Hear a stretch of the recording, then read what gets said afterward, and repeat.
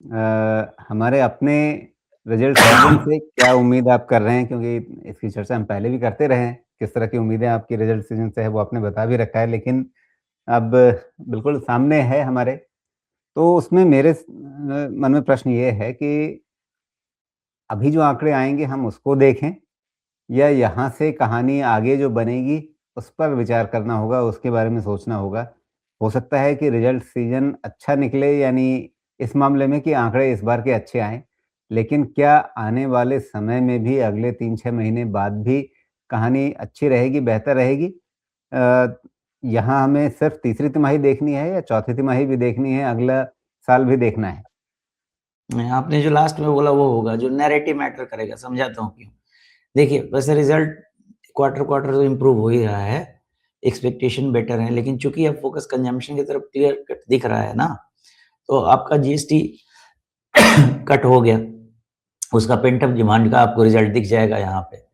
लेकिन कंपनी से ये समझना पड़ेगा कि उनकी एक्सपेक्टेशन क्या है, ये पेंट अप डिमांड आके एक बारी खत्म हो जाएगा या जैसा मैं सोच रहा हूँ, जैसा मुझे लगता है, एक नया फिर से कंजम्पशन ओरिएंटेड आपको ये पुश डिमांड पुश मिलना चाहिए मिड कैलेंडर ईयर या मिड कैलेंडर ईयर के बाद, जब वो सब आपका एसी, कूलर, फ्रिज मतलब अप्रैल निकल जाएगा ना, जब आपका टैक्स पेमेंट हो जाएगा, इनकम टैक्स रिटर्न फाइल हो जाएगा, सब क्लैरिटी हो जाएगी, तो उसके बाद वो वाला चीज़ आना चाहिए, मुझे ऐसा लगता है।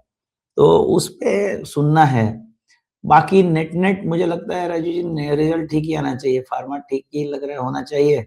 कंजम्पशन तो वैसे भी ठीक होना चाहिए, बैंकिंग बीएफएसआई ठीक ही होना चाहिए। थोड़ा बीएफएसआई में एनपीएस पे कितना कंट्रोल रख पा रहे हैं ये देखना है और और क्या बचा आईटी, आईटी मैनेज तो कर ही ले रहा है रिज़ल्ट, हर क्वार्टर में हम देख रहे हैं कम से कम रिज़ल्ट मैनेज तो हो ही जा रहा है।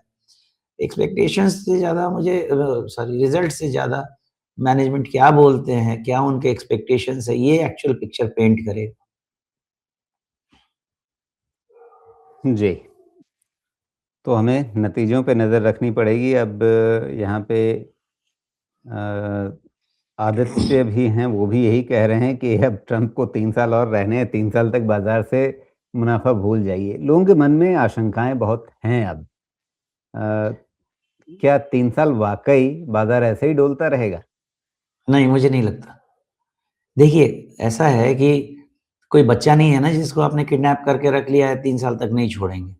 हमको पता चल गया है कि किडनैप करके रखने की कोशिश हुई है, उससे बचेंगे।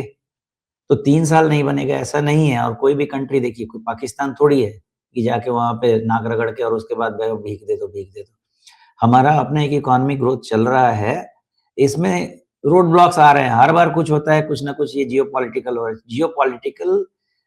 और नेशनल कैलेमिटी इन सब चीज़ों का किसी के पास कोई इलाज नहीं होता भाई। समय के साथ ही इलाज करना पड़ता है। तो ये साल एक्चुअली में सच पूछिए तो बहुत बम्पर सोच रहा था, क्योंकि जियोपॉलिटिकल टेंशन कम हो जाते, गोल्ड भी 4500 की तरफ जाके अटका पड़ा है, तो अब उससे भी 10% का और जगह बनता है, सिल्वर में 10% की जगह बनती है।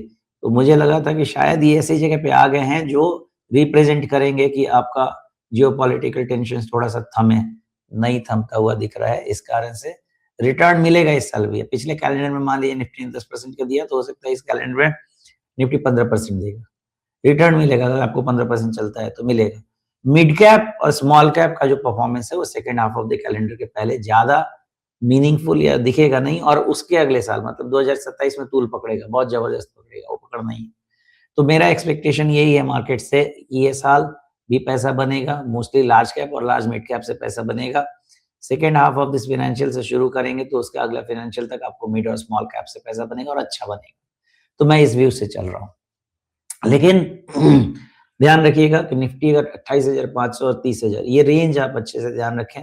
उस समय वैल्यूएशन का भी डिस्कशन करेंगे। मेरे करेक्शन का एस्टिमेट वैल्यूएशन के बेसिस पे होता है। इस वैल्यूएशन पे 5% से ज़्यादा करेक्शन मैं एक्सपेक्ट नहीं करता।